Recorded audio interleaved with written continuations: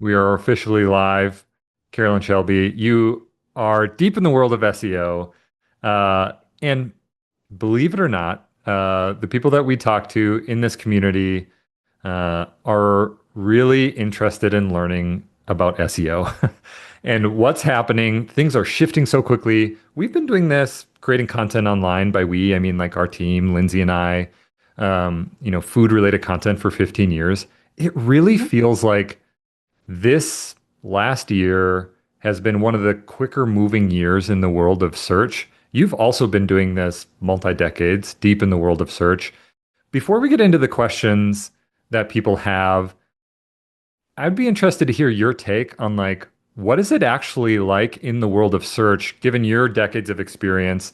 Does it feel like things are changing quicker than they ever have before for you as well? They are, and it's because everything's being run by the AIs now, and the AIs are so fast. And everyone knows how fast they are because most people are using them just to churn out content, at a 20x rate from what they used to do, right? Um, the the search engines themselves, though, the companies are using AI to do the things that it used to take their engineers months and months and months to do, like updates and checking to see if the update worked and making modifications to the update because they need to tweak the results or fix something. So, like, if you remember, we used to have named updates from Google like once, at most once a year, Yeah, right? And Panda. It's the Panda update. And it's yeah, like and that wasn't everybody even talks once a about the year. Panda update. Yeah. That was like once every 2 or 3 years. So if you look at the timeline of updates, it was you'd get a named update once every few years, right? There'd be a big one. There would be all sorts of upheaval. Something had happened that overcorrect, that have to roll it back a little. There'd be minor adjustments in that vicinity. Then it got to be once a year. Then it got to be a couple times a year, then 4 times a year. And now they don't even bother telling us about them because they're happening all the time. And they're happening all the time because they're letting the machines do the work. They're just so fast at the corrections because you don't have to go in and figure out why did this particular subset of sites fall off the map when they should not have. And you've got to do all the math and you've got to look for the Yep. patterns. You just say, hey, how come all these sites fell off the map? Go fix it, Claude. Yeah. Go fix Yeah. it, Gemini. And it goes, oh, I'm sorry, that's on me. I'll go fix it. And then it goes and it fixes it. So the speed is unreal. It's impossible to keep up with, which is why I think the best strategy now for doing SEO is not reactive SEO because you'd be reacting constantly and you're Be going to burnt be, by the out. time you Yeah. get done reacting, it's changed again. So you really have to look at best practices. You have to anticipate where the algorithm is likely to go. Hmm. And, to use a hockey metaphor, you have Yep. to Love skate it. to where We're the in puck's Minnesota. going. Yeah, you gotta skate to where the puck's going because if you wait to look and see where it's going and then chase it, you're never going to catch it because it can move faster than you can. And the problem we've got now for people that are even trying to do that is that the hockey puck now has like warp drives attached to it. So you really have to be. Well, that reminds me of a movie.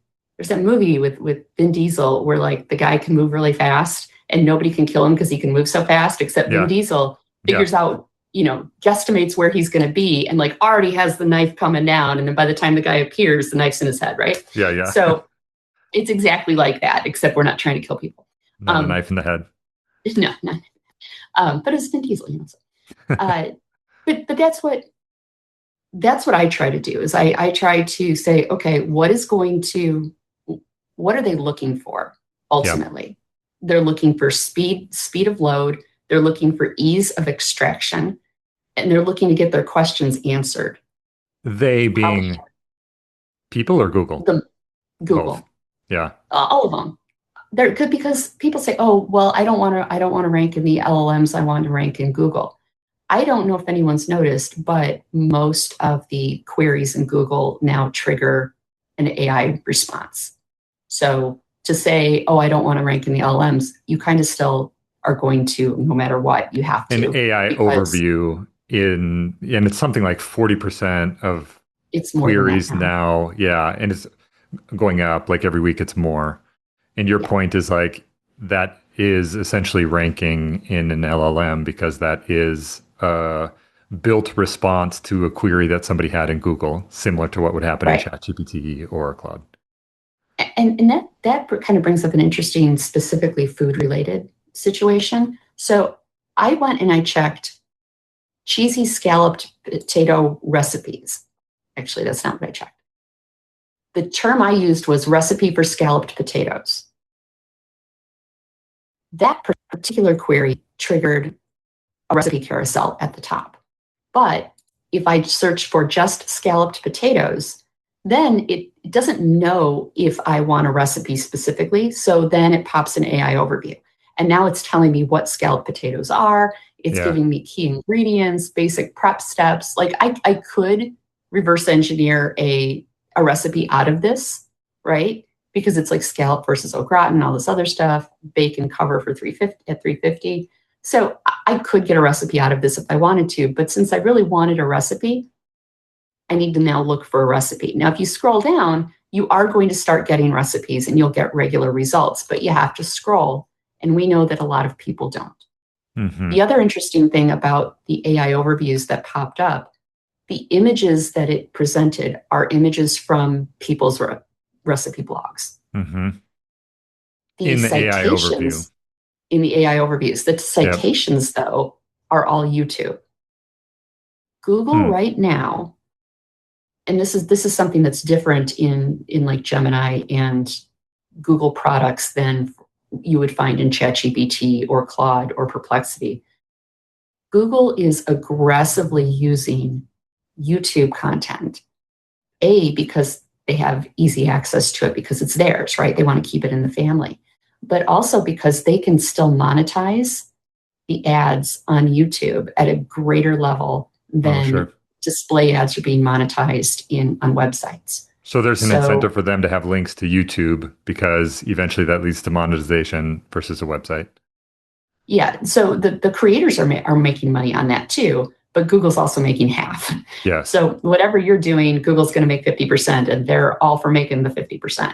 on YouTube. But yeah, but you would also make money. So I would say that if you do not have a YouTube channel, that might be something to consider, especially if you're seeing declines in your revenue from a decline in clicks.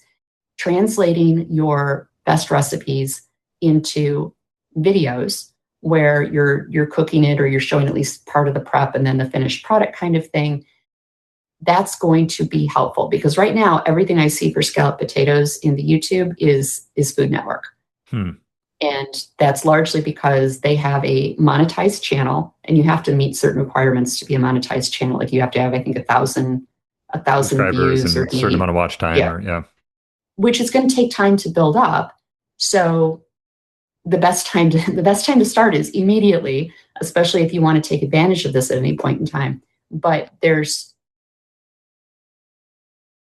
I suspect there's going to be opportunity with that strategy for people making content about recipes that aren't the the very most common types of recipes that the places like Food Network are going to cover.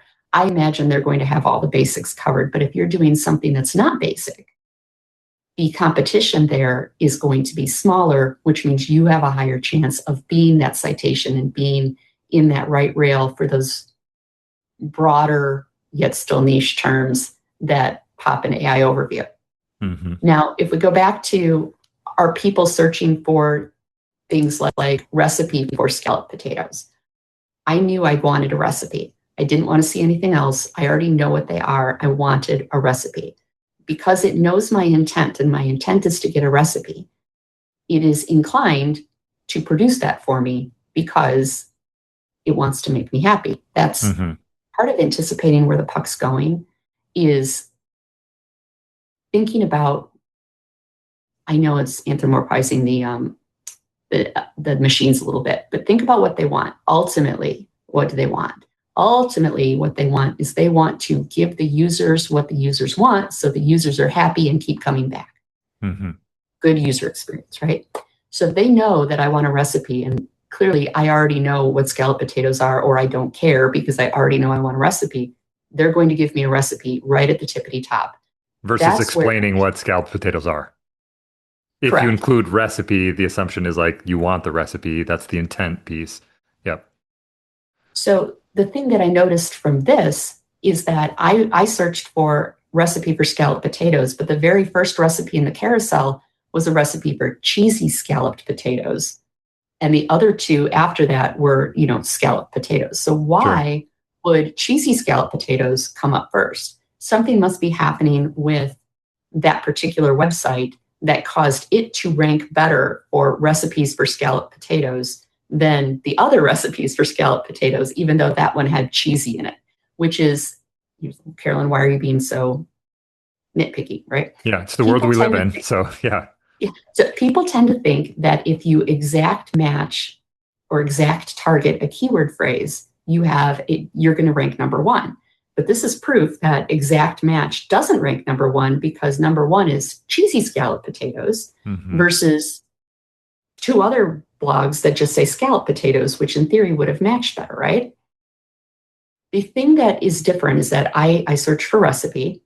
Where is recipe on this particular site? And the thing that jumped out at me is across the top in her top nav, the first link is all recipes. So very prominently on her whole site is a signal that says, I have recipes. hmm Nothing but recipes, Google, come get them. Because the anchor text in the top nav says recipes. It's defining what you're about. So the lesson we can take here is making sure that you have topical authority rather than just individual recipes that are targeting certain, you know, targeting random things. Keywords. Yeah. You need to have a cohesive topic that you're authoritative about. This cohesive topic, she has a lot of recipes, but the kinds of recipes she specifically breaks out are not scalloped potatoes. Like it's cakes, cupcakes, cookies, candies, and decorating. That is not potatoes, but it's recipes. So combine recipes, which she has topical authority for, and then very specific, the scalloped potatoes that I want. And now we've got the recipes and the scalloped potatoes, just happens to have cheesy thrown in there. Now, I bet if I went back and looked at other sites,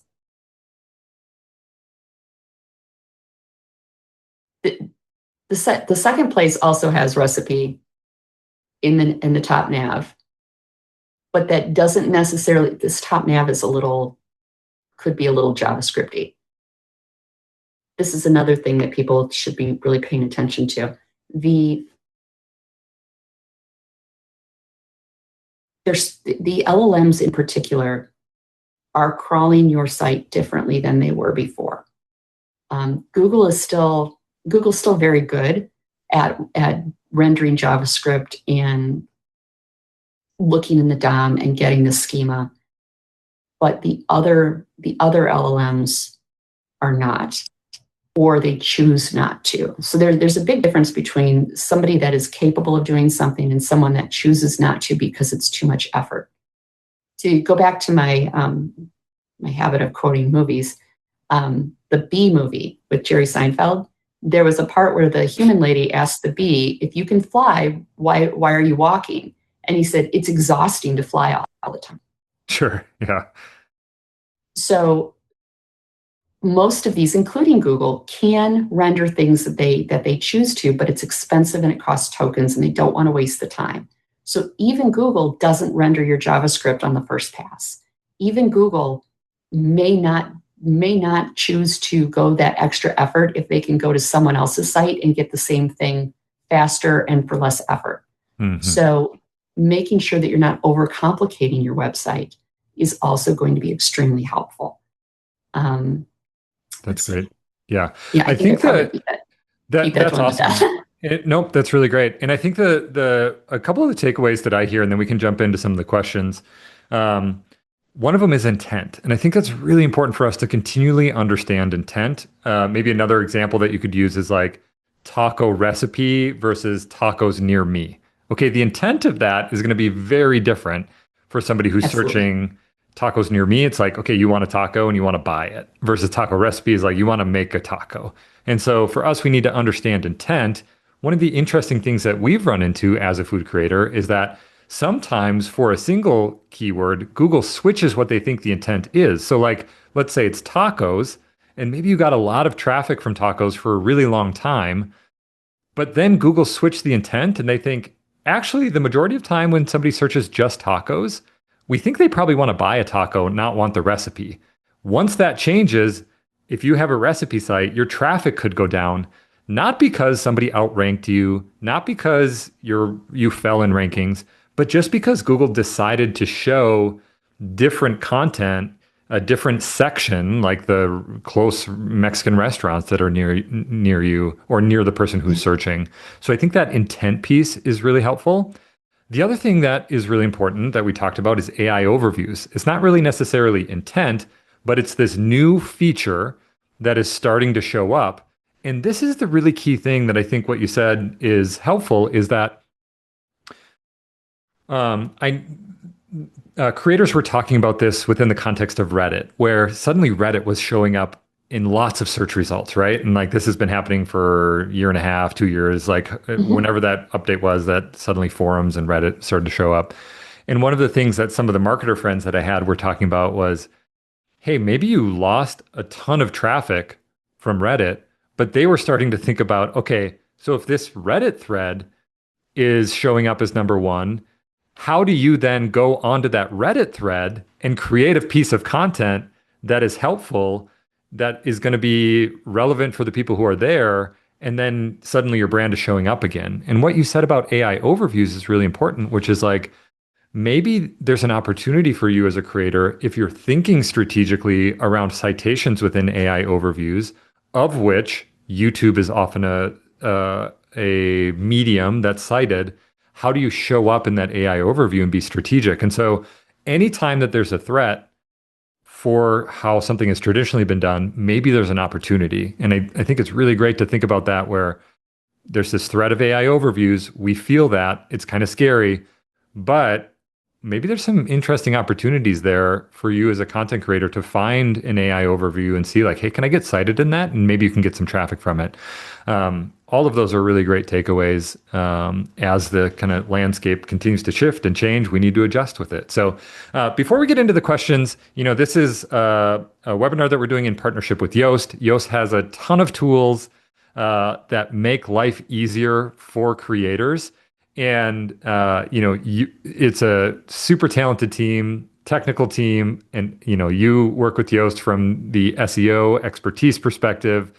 We use Yoast as a plugin for Pinch of Yum and all of our other sites.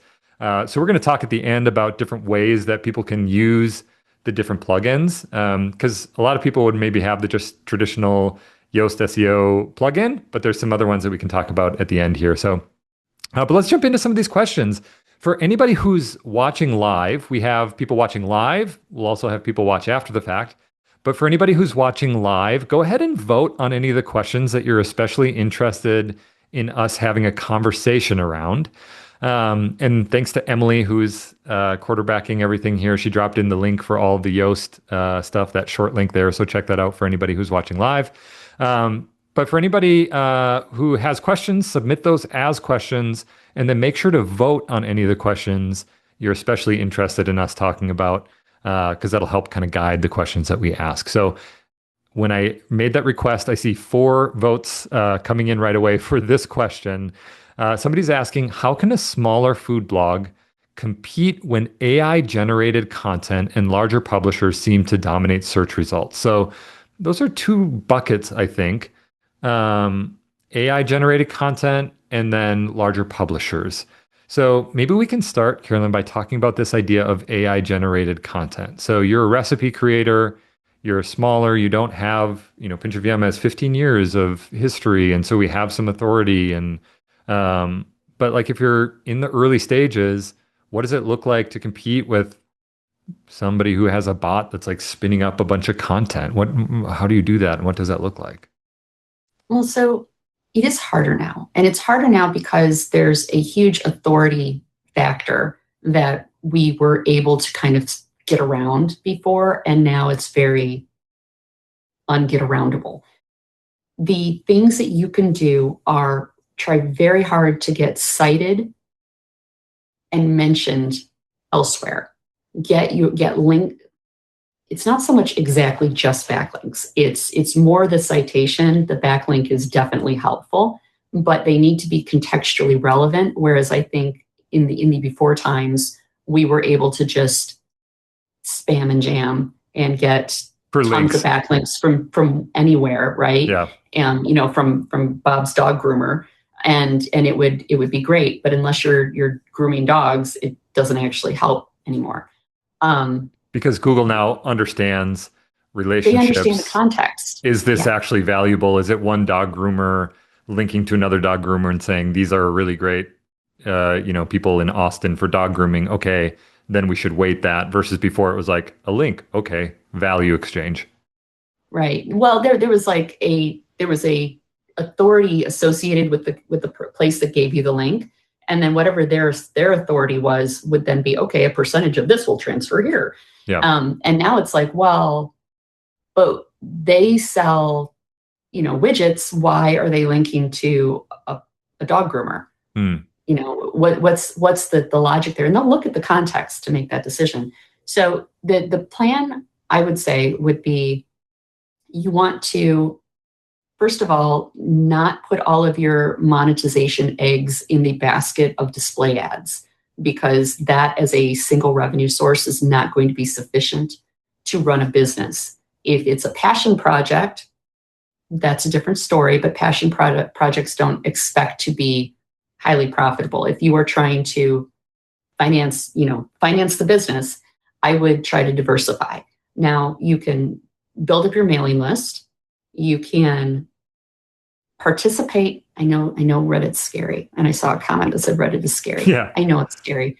But it's helpful. Getting in the places that are being cited, like YouTube or like Reddit, is going to be helpful for you building up that massive authority. Because if you think about it, if you think about the websites like celestial bodies, we're going to get a little astrophysics-y here right now. The bigger and denser your little planet is, the more gravitational pull it's going to have. And the more gravitational pull it has, the more you're just going to attract the LLMs to your site to cite you. So how do you increase your gravitational pull? You get citations, you get mentions, you get people linking to and other people citing, not just the LLMs, other people citing your stuff. And that requires relationship building. So press releases, if you've got news things happening, press releases are actually really good for local newspapers. Local newspapers don't get as much credit as they should, and they are hungry for real content. They don't like syndicating national content that isn't relevant to their area.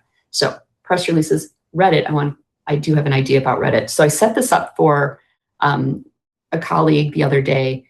He doesn't like Reddit. He's afraid of Reddit, doesn't want to use it. I set up an agent for him in ChatGPT. So ChatGPT will let you do agents just like Claude lets you do agents. Mm-hmm. And I said, I want you to every day at 5 a.m. go look at these 4 subreddits because these are related to his business. And I want this is what he does. I described him. This is what he's trying to do, which is position himself as, this particular type of consultant. These are things that he doesn't like. This is his website. Go read about him, decide what he likes.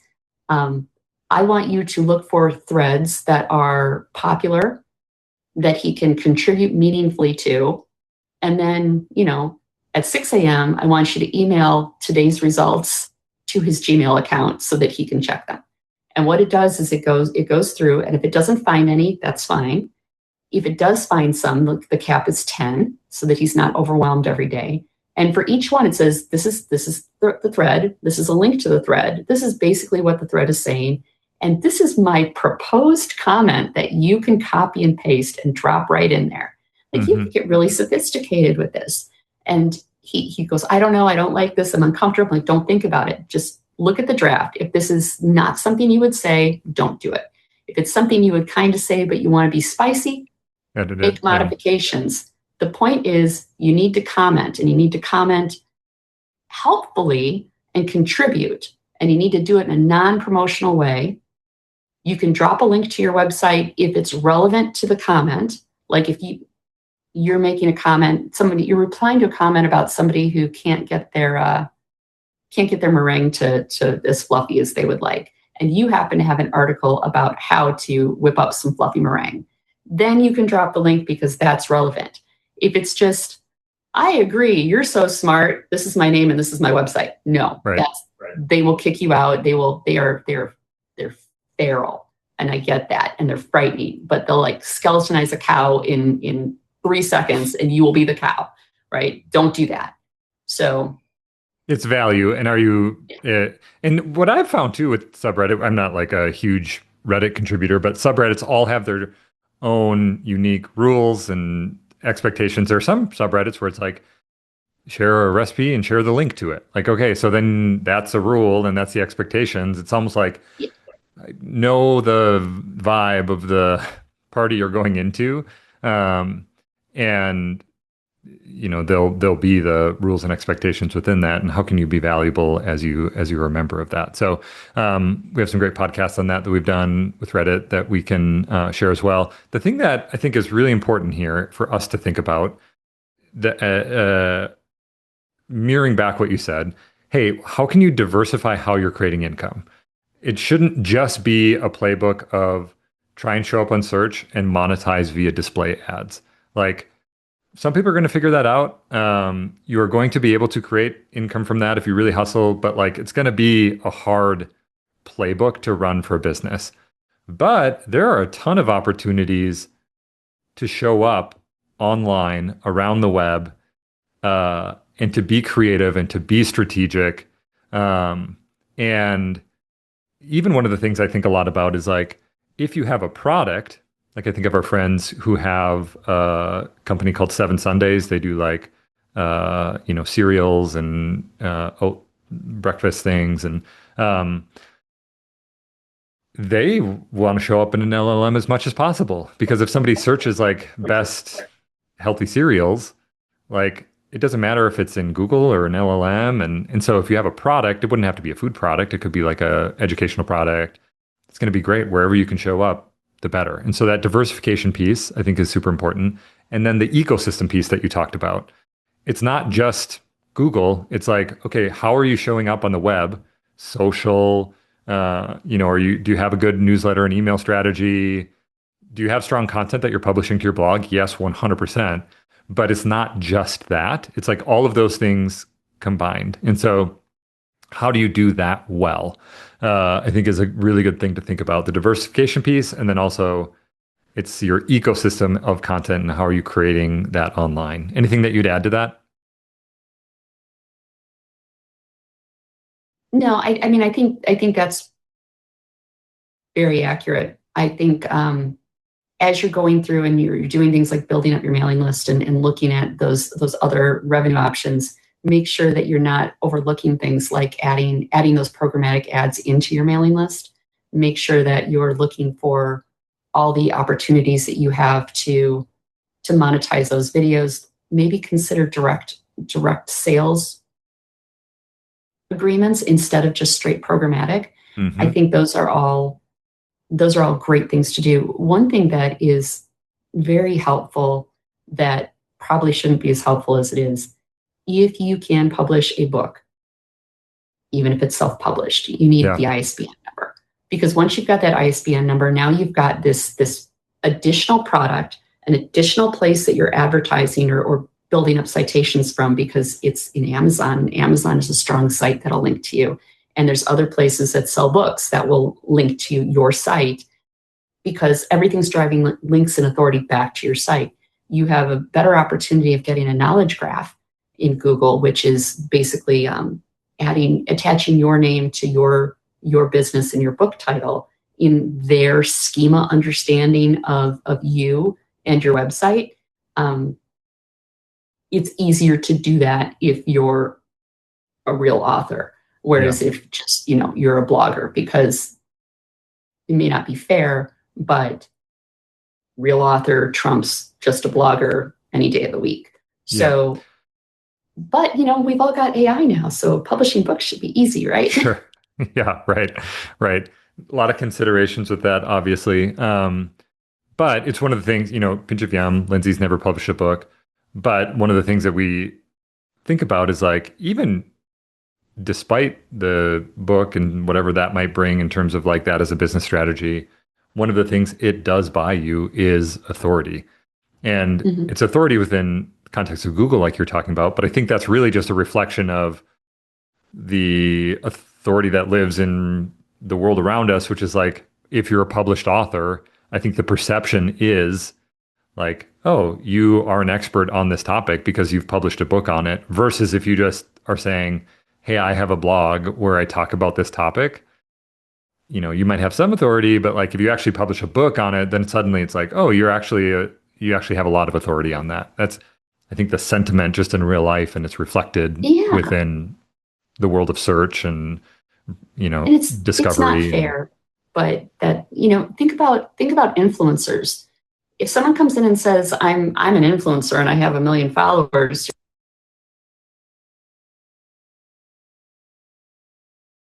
you're like, hey, I'm like, take a seat, and let's have Yeah, a conversation. And they could have written a book, it could have written a comic book. It doesn't matter because they're a published author, and that's just, yep. yeah. That's great. Let's keep going here. We have a few other questions. Somebody's asking a question about declining traffic. So this person says, for bloggers feeling discouraged by traffic declines, what are the highest impact actions they can take in the next 90-ish days to set themselves up for future growth? I would look at the technical underpinnings of your website to make sure that you're not accidentally doing anything that would make it difficult for the bots to extract and cite your content. So if you've got too much JavaScript at the top, if you've got, this might get me in trouble. There are some ad delivery systems that sometimes deliver broken ads.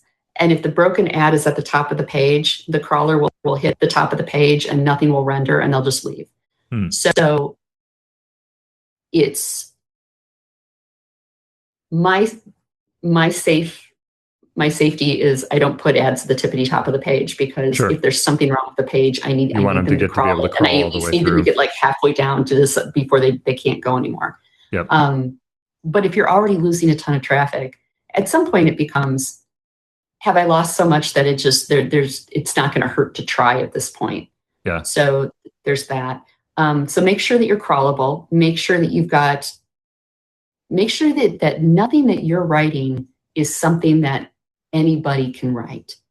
It doesn't have to be completely unique. You don't have to reinvent the wheel, but you need to talk about it and add something that makes it not a commodity. That's something that Google talked about recently and gave guidance on, was commodity versus non-commodity content. Commodity content doesn't mean it's original research. It means that you've written about something in a way that your random ChatGPT cannot regurgitate on command. So what are you writing about that ChatGPT isn't going to be able to do without you specifically putting that information, without you giving it that information out of your head? Whether it's the rationale behind why you chose margarine over butter, or the a particular way you chill your metal mixing bowls before you try to whip whatever it is you would whip in a metal. It's whipped cream. Is it whipped cream that you make like that? Yeah, I don't know. I vaguely recall being told to Somebody's put my done metal it. mixing bowl in the freezer. Yeah. But what are you adding to it that's unique? When I write about technical topics, I use a lot of, I lean heavily on experience, because I've seen people do things. I've seen things done that I don't like or that I do like. And I try to work that in, because that makes it something that not just anyone can write, because it's my personal point of view. It's my personal perspective. Are you adding things like that? if you have old articles or old recipes that were doing very well and needed It cut out a there for a little second. bit, Can you go back and say that? If you had old recipes that were doing well, then what? Oh, it looks like it maybe cut out again a little bit. I'll pause here and see if we can get you back. I know that if I don't know if you can still hear me, Carolyn. She had mentioned before that there were some storms coming through. did it go? There we go. Is it there? There we go. Okay. We've got you All back. right. Yeah, you had started to talk about like if you had some old recipes that declined, what are some of the things that So you could do? things that already ranked are going to be easier to re-rank. So go back and refresh them. Make sure that they're easy to crawl. Make sure that they're broken up in a way that are easy to cite. So you're answering one question per paragraph. You're answering one topic per paragraph. You don't want to try to bury additional answers in the same big long paragraph. It'll get lost. When the LLMs read, they read, then they get bored and they start to skim, and then they wait till the next breaking point and they'll read again. So you want single topic paragraphs, essentially. We don't want Moby Dick. We don't want, Dick and Jane either, but we don't want Moby Dick. Yeah, point Um, being that generally you should be creating content that's easy to understand in a block what that content is about. mhm. And when you say the LLM, it's easier for them to read. I think from a creator perspective, one of the things that a lot of creators are navigating is like, do I block ChatGPT and Claude because I don't want them to be training on my content and then using it? And there'll be different people with different opinions on that.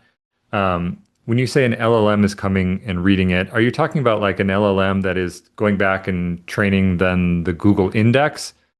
Or is it like an LLM like Claude or ChatGPT? Can you help distinguish that a little bit to help us understand kind of what your thoughts are with that? So even Google and Bing are using the newer types of crawlers to scan things.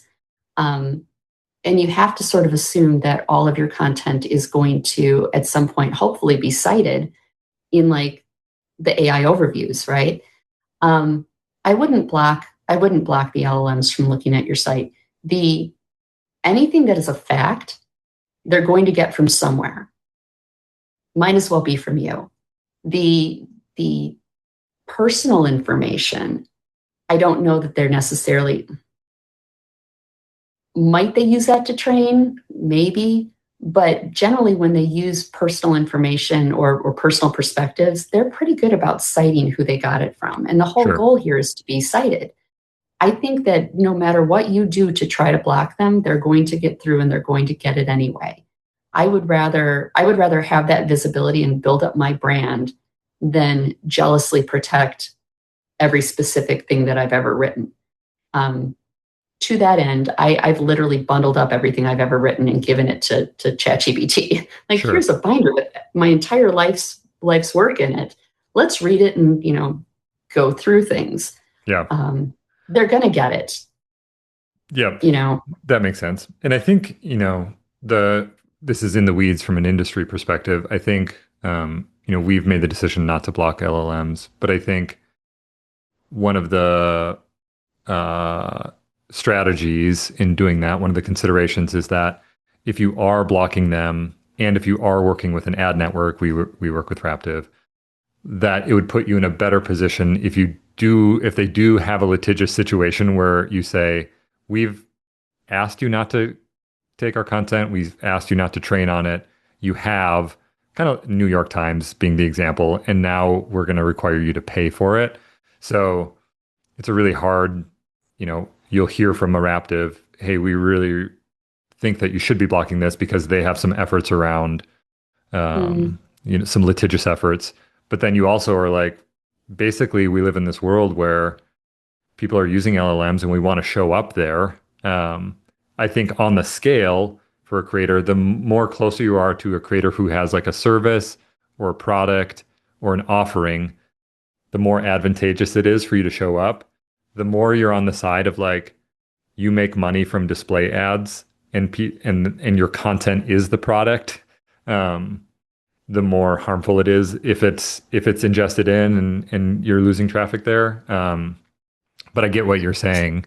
Um, Yeah, I think I think there's so I'm working on a book called The End of the Click Economy, and it's about how the way AI is changing how we search is mhm. compressing and reducing the number of Clicks. search surfaces that we interact with in any given process. So where we were monetizing 9 to 11 different touches on search and everyone was making tons of money and it was wonderful, that those the number of touches is going to one. Yeah. So the level of Example. monetization is going to reduce by a factor of 10, and that's just the way it's Yeah. going to be, because there's no way to artificially inject friction into a system where they've been working to engineer the friction out. Yep. Even what was really interesting, I'm in a group where there's a lot of published authors, and they shared this Tim Ferriss article that he recently talked about for the first time ever seeing his book sales decline pretty significantly. And it was a little bit reading the tea leaves, but his hypothesis is like people are now getting their answers that they otherwise would have gotten from him in his book in an LLM. And what I hear you saying is like previously, 5 years ago, you would have had a search result. Within that transaction, Google's getting money because people are maybe clicking on a sponsored ad or they're Mm-hmm. clicking on an organic search result. Then you go to a website. On that website, you have ads. People are monetizing via that. You might sign up for an email list in order to get a lead magnet to get information around something that you want to learn.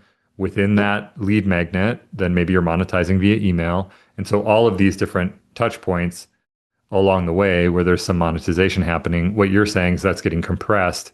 And now people are like, build me a meal plan for the next 5 weeks Yeah. for a family that wants to eat vegan, but my husband wants beef, like, or something like that. And it's like, and then it does it. So with that in mind, and this maybe is is a good tie into this question that somebody submitted. So you're a content creator. What types of content are most likely to succeed in Google's current search landscape? The types of content that are succeeding right now and still making money are going to be the videos, and it's going to be the videos that are on like YouTube, or it's going to be videos on, so if you're on TikTok or Instagram, you can sell things through there. So it's not so much your content is the product anymore. You might have to have a product to sell, and if that product is a, you sell that, but your content that you're generating is going to be, a video of you making your food, and you're going to monetize it either through ads, possibly on YouTube, or when it comes to TikTok ads a little bit, but it's mostly sales. So TikTok and Instagram are going to be sales, and you need to have something to sell. And if that something is a book, push the book. If that thing is building up a mailing list and then Yeah. you're monetizing ads on that mailing list, do that. In Yep. fact, Or affiliate, getting like them we've to done sign affiliate. Yeah. yeah, getting someone to sign up for a free mailing list and then monetizing that is probably Hmm. going to be an easier road to hoe than actually getting them to pull the trigger and buy a cookbook. Sure. Yeah. Yeah. It's we are investors advisors in this company called Grow, but one of the reasons why is because similar to what you're saying, saw this idea of the kind of the shifting landscape a little bit and what that looks like. Um, but I think that what I've noticed is if there is a shift, the shift is not that because I also have conversations with creators who have built a really big following on Instagram, who have built a really big following on TikTok. And almost always now the conversations for us, they used to be, hey, I've built this site and now I want to build social around it. What I'm hearing now often is I've built this really strong social following. Now I want to build a site around it. And it still feels like that the tell me if you think this is true. It still feels like for people in our world, food creators, the site, your website, to use the universe example, still is the planet in the middle. Mm-hmm. It's just now the other moons or planets that are circling around it are bigger and more influential and more important. Does that feel accurate? Yes. And going forward, the way the AIs and the an AI driven search is validating and verifying the information they present, because if they they don't reason like people do, they reason in a probabilistic reasoning algorithm kind of thing, where they're looking at, I want to say this thing, I've seen this thing, somebody said it. How many different points of corroboration can I find that are Hmm. going to reassure me or make me confident that when I say this, it's accurate? All of those citations are reinforcing you are who you say you are, and the topic that you're authoritative on is the topic that you're authoritative on. So your website, no matter what your other site, your social media presence, all these other things, if they can tie it back to a website that you control, that is your source of truth. So whether or not you're doing a ton of business on the website, that website is still your source of truth, which means you can control what the truth is because you control that source of truth. If you allow Instagram to become your source of truth, they could change the rules and take that away from you. Hmm. Um, anytime you're renting and you're not owning, you're at the risk of the landlord. Hmm. So everyone should consider having a good domain name and a good website just to function as that source of truth, where you've got a collection of all the things that you've written, all the content that you've produced, all your media appearances, any products that you sell. It's like your home base. And you need to have that home planet from which you spread out and build your empire. Hmm. Hmm. One of the things, and there's a question here around videos within content. Um, Somebody was asking, Stephanie was asking, should you add YouTube videos to your post or just use Raptive in ad video? So Raptive, the ad network, has like an embeddable player. Mediavine is another company that does that. And so one of the conversations we were having actually recently with somebody around search was this idea of pairing your piece of content, so in our case, it would be a recipe post, with your most successful piece of social media content, and then embedding that within the post. And so in our case, for Pinch of Yum, what we might have is like we might have an Instagram reel that has done really well around a Mm-hmm. certain recipe, and then taking that and on the recipe post, we're putting that reel as an embed within that piece of content. Um, Similarly, you could do YouTube, and which we've traditionally done. But the shift for us in that conversation was around this idea of, oh, there's other places where we're producing content that might be a stronger case for that piece of content being credible or authoritative.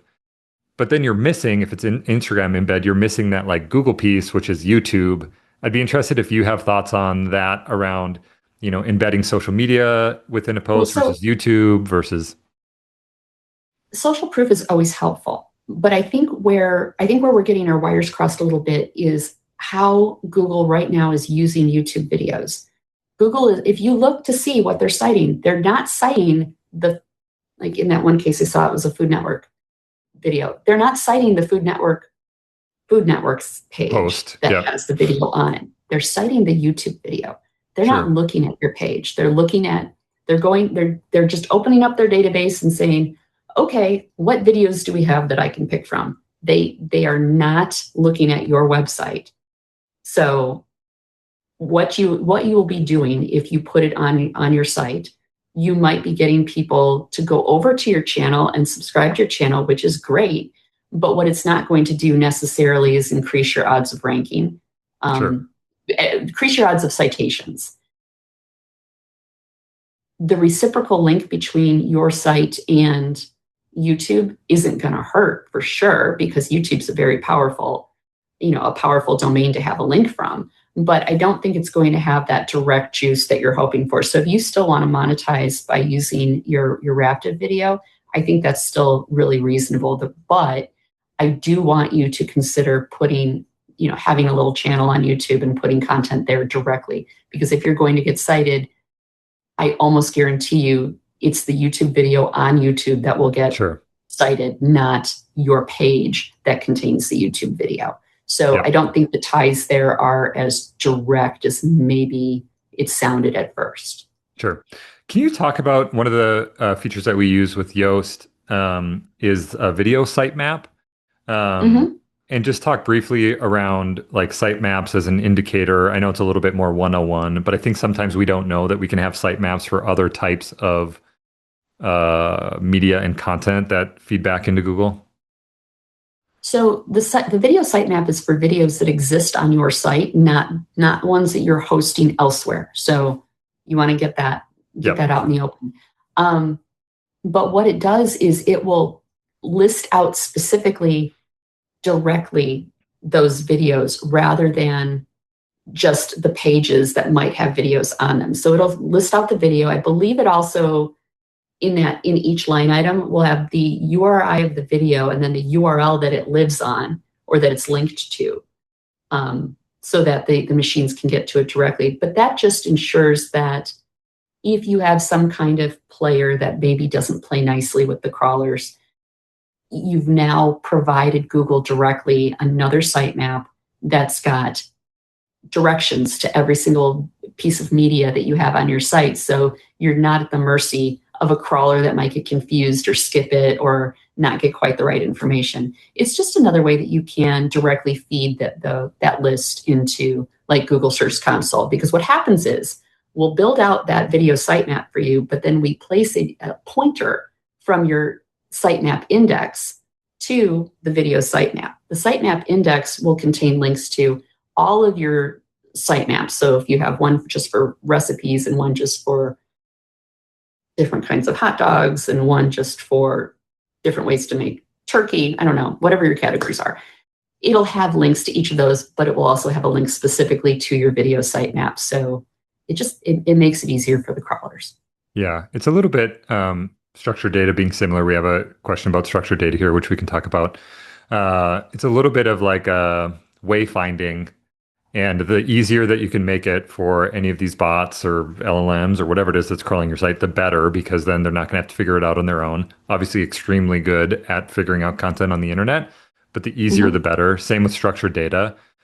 Maybe as we kind of move towards the end of the conversation, you can talk a little bit about structured data, maybe tie it into some of the like easiest ways to get up and running with Yoast, knowing that a huge part of what Yoast does is structured data, best practices, but then maybe an opportunity to talk about what else exists within the Yoast ecosystem.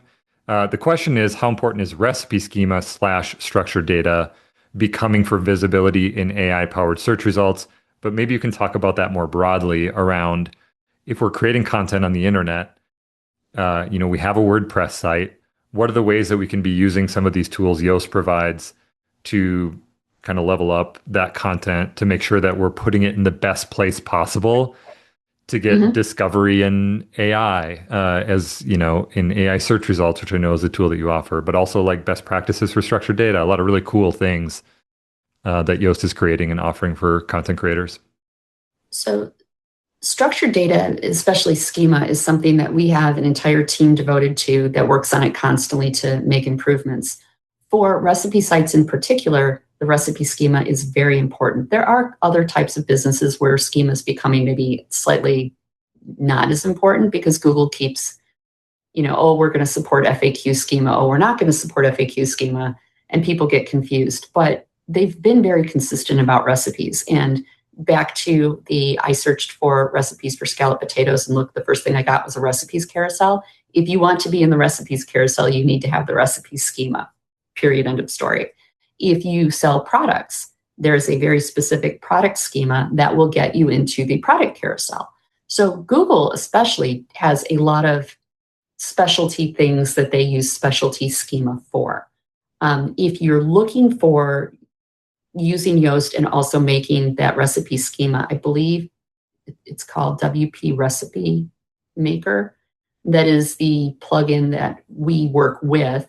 So we've got kind of a symbiotic relationship with that. And that will help build out the recipe schema automatically. So you really don't have to think about it, which is nice. One of the other things that we've done recently is we worked directly with Microsoft on a project they have called NL Web, where they're taking the schema. This is going to get nerdy. They're going to take the schema endpoints, the data endpoints, and they're taking that out of your site and they're using that to construct a graph that helps them understand everything in your site and everything about you. It's like a map, but it's a three-dimensional map, which is kind of why I'm rotating my hands like this, because Sure. I'm imagining rotating the map in my head. But that gets sent directly up to Microsoft, and Microsoft runs a lot of LLMs. People like, oh, Bing, no one cares. Microsoft has Copilot that is embedded in all of the Microsoft products. Now, think about all the people you know that use Windows. Mm-hmm. It is there. So they're suddenly getting a lot more important, a lot faster. But there's also a possibility, because they created this in a way that it would be open source, that maybe Google will start using it at some point. So it is nice that we've already got those connections into that system, and we know we've already got the endpoints created, and we know how to take all of the schema, the collective schema from your site, and put it into this graph and package it up nicely for the search engines to use. The best practices, for the love of God, make sure you fill out all the settings. If I had a nickel for every time someone said, I installed Yoast and it doesn't work right, and then I opened it, I'm like, you installed it and turned it on, but you did not configure it. Yeah, it's like buying a vacuum but not using it. Yeah, you have to configure it. Go through and fill out everything. If you say you're a business, you need to have a logo. If you you have to turn things on to make them work. So just make sure that you're filling everything out as best that you can in the settings, and don't accidentally block the search engines. But for the most part, we really do try to make it. We try to make it not difficult for you to have all of these technical things done without you having to learn all of the technical things to do. Yeah, that's great. And then how about the brand insights? I think we have a lot of tools around search that we're familiar with. Hey, how are we showing up in search results? But we live in this new reality now where we need to be aware of how our brand is showing up, where people are having a lot of conversations, and Yoast has a tool for that. Can you talk about that a little bit? Yeah, it's called AI Business Insights, so AIBI, and you can set it up for your domain, and you go through this onboarding process where you describe what you do, what you want to be known for, what you believe you're known for, who your competitors are, things like that. And it will go through and check all of the LLMs and let you know how many times you show up, tell you what the queries are that you were returned for, where you're cited, and it gives you a list of the topics that you're showing up for. So if you believe that your site is about gourmet popcorn, but you're showing up a lot for, or almost exclusively for, concession stand candy, you have a targeting problem. And that's some good information, because that tells you need to go back through and either decide, I'm going to monetize concession stand candy, or I need to work on my site and figure out why it is that people have a different idea of what I'm about than I think I'm about. And that could be any number of things. But it's good data to have. I like to know what people think about my site. I like to know why they're coming to the site. And that is a very helpful report that we can run for you. And it runs daily. So it's not the cheapest plugin that we offer. It's not the cheapest service that we offer, but it is very useful. And part of the reason that things are priced that way is because when you're dealing with the LLMs, it costs tokens to run all of these things, and we're not asking you to pay for the tokens. We're paying for the tokens absorbing for that you. Cost. Yeah, we're absorbing that cost, and that's why it's not a free product, because it costs us money to run. Which makes sense. I would say, one of the reasons we love this partnership with Yoast is because it's one of the first plugins that we install. So if you have a site, you don't have the Yoast SEO Premium plugin, there's a commercial that used to run in the Twin Cities here, and it was a roofing company, and they had this phrase where it said it's the biggest no-brainer in the history of mankind. Working with us but I feel like that's kind of what this is it's a plugin that you need to have installed because it's going to be kind of the foundational elements that you need to know around search. And is your search set up right? You go through the settings process. All of that is built in. We have it on all of our sites, and so it's a really easy one for us to recommend. Obviously, you have these other additional tools as well that people can check out, all at yoast.com. And easy one to find, easy one to Google. Have an incredible team, technical team, and also experts like yourself, Carolyn, and really appreciate you coming on. There's so much happening, so much changing in this world right now. And so it's always Yeah. super helpful to hear from experts who are in it day in and day out to say, all right, what does the landscape look like? What are you seeing? And then it's our job to take that as content creators and say, okay, how do we let that inform how we are creating content, where we're creating content, where we're focusing kind of the value exchange with our audience in order to be able to do this as a business. And these conversations are super helpful for that. So anything else you'd want to say as we wrap up, or maybe anywhere that people can follow along with what you're up to? You are writing books and publishing content, maybe blog posts on Yoast, things like that. Um, so we've got a really active blog on Yoast where we have a ton of how-to 101 type of guidance. So if you have any SEO questions or you want to learn more about how to use the product, we have, come to our blog, obviously. We also have some webinars that we do. I do a monthly webinar where it's called the SEO Update by Yoast, and we read all of the updates that happen in SEO and AI, and then Alex Moss and I kind of do a digest and tell you what you need to worry about and what you don't need to worry about. That way you don't have to read all of the articles. We do it for you. And then twice a month, we have an SEO 101 type of beginner how to use the product webinar. So if you want to actually sit and watch someone go through and maybe answer some questions about how to use the plugin, that's also available. So you can check that out at yoast.com/webinars and yoast.com/blog, I think. Yep. I think it's SEO-blog, actually. Yeah. And we drop those links into for anybody watching live. Oh, cool. Okay. Yep. But yeah, find us there, and if you're interested in finding me, you can just Google me. I'm sure you'll locate me quick. Makes sense. It's what you do, right? Yep. Cool. Carolyn, thanks so much for coming. For everybody tuning in live, thank you so much. Really appreciate it. Melissa says, this was great. Yoast forever. Best intuitive content plugin, experts and webinars around. So a little shout out for Melissa as we wrap up, which is really fun. Thanks to everybody who tuned in and anybody watching on demand as well. And Carolyn, thanks for sharing your expertise. Really appreciate it. Thanks for having me. It was fun. All right. Thank you.